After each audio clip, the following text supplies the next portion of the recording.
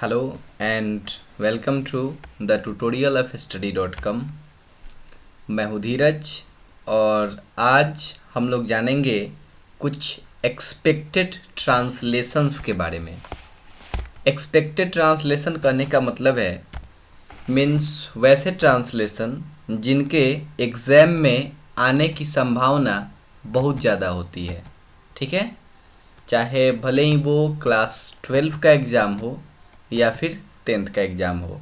ख़ास तौर पे इस वीडियो को 12 के लेवल से बनाया गया है, लेकिन इस तरीके के ट्रांसलेशन 10th में भी पूछे जाते हैं।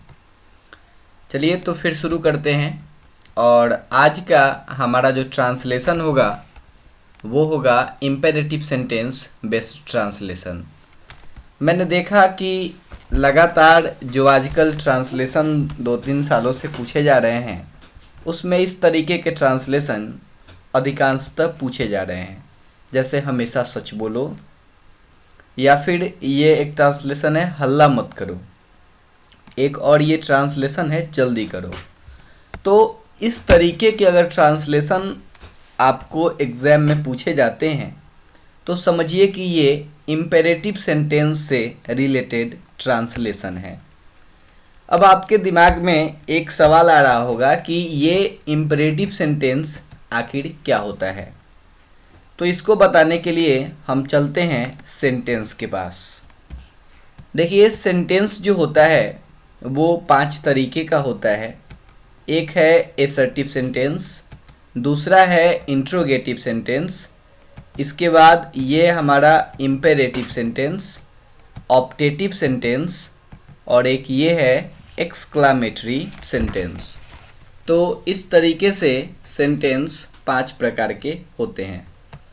कहीं कहीं आपको सेंटेंस के 4 प्रकार भी मिलेंगे, जैसे simple sentence, compound sentence, complex sentence और मिक्स्ड सेंटेंस। ठीक है, तो ये अलग अलग प्रकार से सेंटेंस के बंटवारे किए जाते हैं। इसको हम लोग सेंटेंस वाले चैप्टर में कवर करेंगे।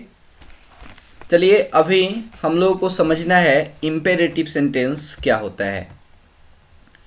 तो इम्पेरेटिव सेंटेंस में आपको लगभग 4 टाइप्स मिलेंगे।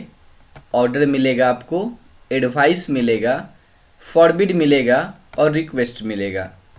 कहने का मतलब है कि अगर जो है आपको ऑर्डर देना हो या फिर लेना हो, जैसे कि एक कुर्सी लाओ, यहाँ पे मैंने ऑर्डर दिया है, तो ऑर्डर देने के लिए जिस सेंटेंस का यूज़ किया जाता है वो है आपका इम्पेरेटिव सेंटेंस। उसी तरीके से एडवाइस किसी को सलाह देने के लिए जिस सेंटेंस का यूज किया जाता है वो है आपका इम्पेरेटिव सेंटेंस। फॉरबिड, अगर किसी को किसी चीज़ के लिए मना करना है तो फिर उसमें भी अगेन इम्पेरेटिव सेंटेंस का यूज होता है। और अगर किसी से कुछ रिक्वेस्ट करना हो तो उसमें भी इम्पेरेटिव सेंटेंस का ही यूज होता है। तो आइए देखते हैं कि इन चारों टाइप्स से किस तरीके के ट्रांसलेशन पूछे जाते हैं। तो सबसे पहले हम ऑर्डर को पढ़ेंगे और देखेंगे कि अगर ऑर्डर पे कोई ट्रांसलेशन पूछा जाता है तो उसका स्ट्रक्चर क्या होगा। तो उसका स्ट्रक्चर होगा वर्ब 1 प्लस ऑब्जेक्ट।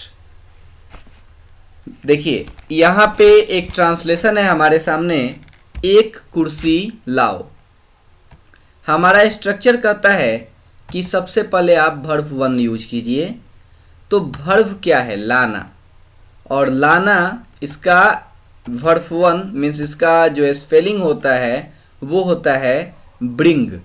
तो वर्ब 1 हो गया ब्रिंग और ऑब्जेक्ट हो गया एक कुर्सी। तो हो गया आपका ट्रांसलेशन ब्रिंग अ चेयर। ठीक है, इसी तरीके से ये एक ट्रांसलेशन है ध्यान पूर्वक पढ़ो। अब आपके दिमाग में सेट हो गया होगा कि सबसे पहले आपको पढ़ो का अंग्रेजी लिखना है और फिर लिखना है ध्यान पूर्वक का। तो आप लिखोगे पढ़ो का रीड और ध्यान पूर्वक केयरफुली। ट्रांसलेशन बनेगा रीड केयरफुली। इसी तरीके से यहाँ पे एक ट्रांसलेशन है रेडियो खोलो। खोलो का सबसे पहले अंग्रेजी आप लिखोगे और उसके बाद लिखोगे आप रेडियो का, ठीक है। खोलने का मतलब रेडियो का स्विच ऑन करना, ठीक है। तो आप लिखोगे स्विच ऑन द रेडियो। एक और ट्रांसलेशन देखते हैं ऑर्डर बेस्ड, वो है भागो। तो भागो के लिए आप बनाओगे रन अवे। रन अवे का मतलब होता है भागो। इसके बाद एक और ट्रांसलेशन है यहाँ पे, तुम यहाँ आओ। ये भी एक ऑर्डर बेस्ड ट्रांसलेशन है। किसी को ऑर्डर दिया जा रहा है कि तुम यहाँ आओ। क्योंकि यहाँ पे सब्जेक्ट आपका तुम दिया गया है तो इसलिए आप जो है तो यहाँ पे सबसे पहले यू लिखोगे और उसके बाद यहाँ आओ का बना दोगे कम हियर, तो हो जाएगा यू कम हियर। अगर ये ट्रांसलेशन केवल यहाँ आओ होता तो फिर वो कम हियर ही बनता। अब आप ये नहीं सोचिएगा कि तुम यहाँ आओ का ट्रांसलेशन यू हियर कम होगा, ऐसा नहीं होता है, ठीक है। इसके बाद ये एक ट्रांसलेशन है ऑर्डर बेस्ड। कभी कभी लोग अगर कोई नाउन आ जाता है तो घबरा जाते हैं कि इस नाउन को कहाँ रखें। तो नाउन का पोजीशन जैसा है आपको वैसे ही रखना है। एक रिक्शा बुलाओ, तो सबसे पहले आप बुलाओ का स्पेलिंग लिखोगे और उसके बाद एक रिक्शा का लिखोगे और फिर जो नाउन है उसको वैसे का वैसे ही लिख दोगे। तो क्या हो जाएगा, कॉल मीन्स बुलाओ और एक रिक्शा का रिक्शा। और कौन बुलाएगा रिक्शा, मदन, तो ये हो गया मदन, कॉल अ रिक्शा मदन, ठीक है ना। चलिए एक और ट्रांसलेशन देखते हैं। ये है मोहन टीवी बंद करो। तो अगेन यहाँ पे मोहन नाम पहले ही आ जा रहा है तो आप यहाँ पे मोहन यूज कर लोगे और फिर बंद करना का हो गया स्विच ऑफ और टीवी का TV, Mohan switch off TV. Clear है। आइए अब हम लोग देखते हैं कुछ ऐसे ट्रांसलेशन जो एडवाइस बेस्ड हो। एडवाइस वाले ट्रांसलेशन को भी हम लोग ऑर्डर के हिसाब से ही बनाते हैं, बस इसको देखने से आपको लग जाएगा कि ये एडवाइस है। जैसे गरीबों की मदद करो, तो कोई ऑर्डर नहीं दे सकता, कोई ये नहीं कह सकता कि तुमको मदद करना ही है। आगे वो जिसको कह रहा है मदद करने के लिए, हो सकता है वो मदद करे या फिर हो सकता है वो मदद ना करे।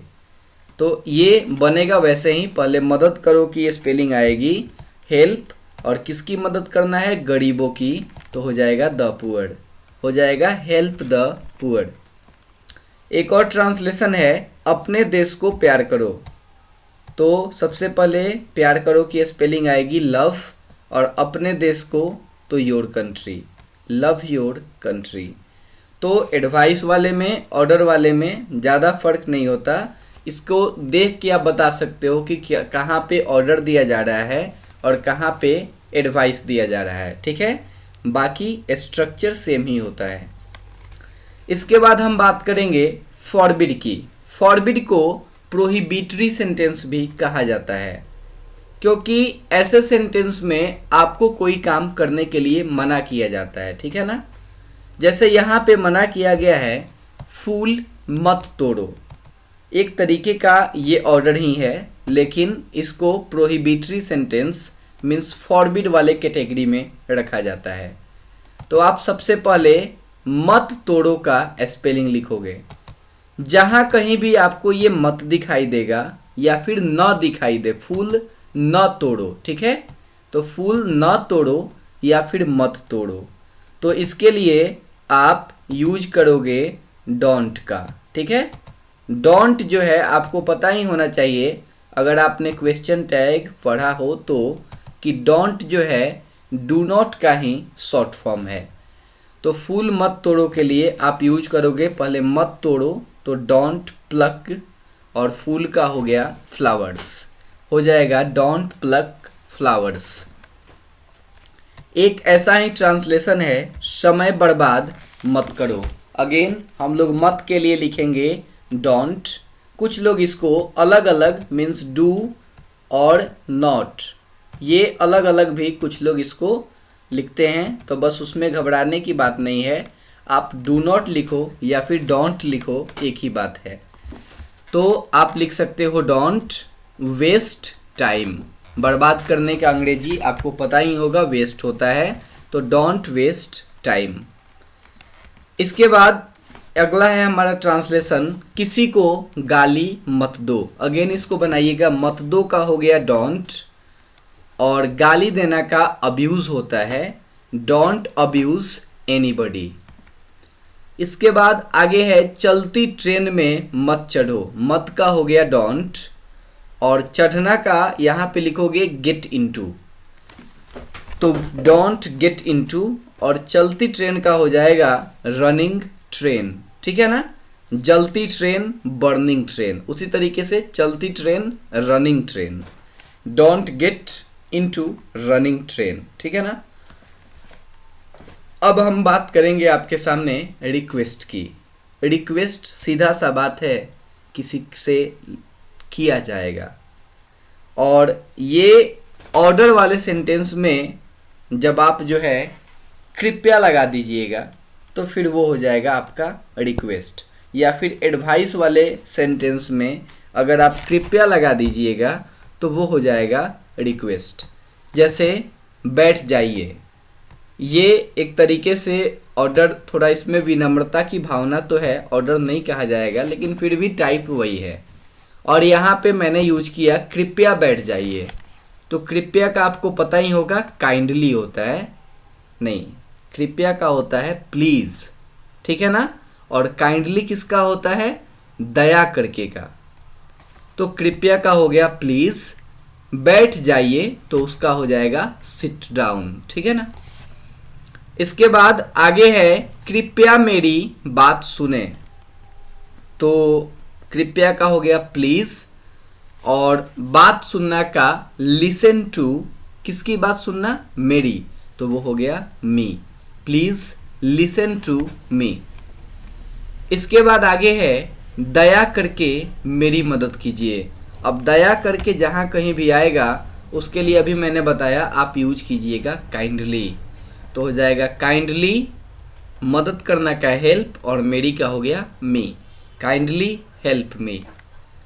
नेक्स्ट ट्रांसलेशन है, दया करके मुझे 5 रुपए दीजिए। तो इसका दया करके का हो गया काइंडली, दीजिए तो गिव, किसे दीजिए, मुझे, गिव मी, क्या, 5 रुपीज, 5 रुपए। अब जो है हम कुछ ऐसे क्वेश्चंस की चर्चा करेंगे जो क्लास 12 के एग्जाम में पहले से पूछे जा चुके हैं। तो ये एक ट्रांसलेशन है, हमेशा सच बोलो। सच बोलो का तो हो जाएगा स्पीक द ट्रूथ, लेकिन यहाँ हमेशा है तो इसके लिए आपको बनाना पड़ेगा always speak the truth. Clear है। इसी तरीके से जल्दी करो, इसका ट्रांसलेशन आता है हरी अप। हरी का मतलब ये होता है जल्दी, हरी के साथ अप ये जाएगा तो हो जाएगा हरी अप, जल्दी करो। इसके बाद है हल्ला मत करो। हल्ला मत करो, मत है तो फिर डोंट लगाना पड़ेगा, डोंट, और हल्ला करना का मेक अ नॉइज, तो डोंट मेक अ नॉइज। आशा करता हूँ कि ये वीडियो आपको पसंद आया होगा। अगर आपको पसंद आया होगा तो फिर आप कमेंट कीजिए, लाइक कीजिए, शेयर कीजिए, सब्सक्राइब कीजिए। Okay, thank you very much.